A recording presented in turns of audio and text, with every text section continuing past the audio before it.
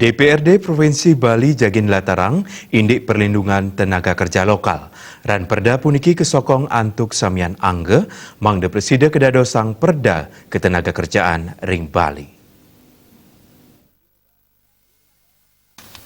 Mebaikan ring ran Perda Indik Perlindungan Tenaga Kerja Lokal, praktisi ketenaga kerjaan di Waputu Sisila, nyokong Indik ran Perda puniki, semalihe dani nyarengin mepewarah mangde presida kedadosang anggen keguat ring ran Perda.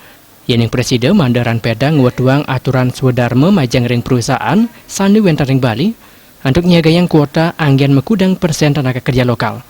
Utamanya ni manda wentan hukum miwah perlindungan sani pasti ke majang ring tenaga kerja lokal. Menurut ran Perda puniki manda perusahaan ring Bali Presiden Cabang SDM Bali talar sistem pengawasan indik upah minimum Provinsi Bali wiadin upah minimum kabupaten. Kiasan punika ran Perda masih kaya ngwadarang indik pamidande sani pastika majang perusahaan sani diskriminatif majang tenaga kerja lokal sani magama Hindu.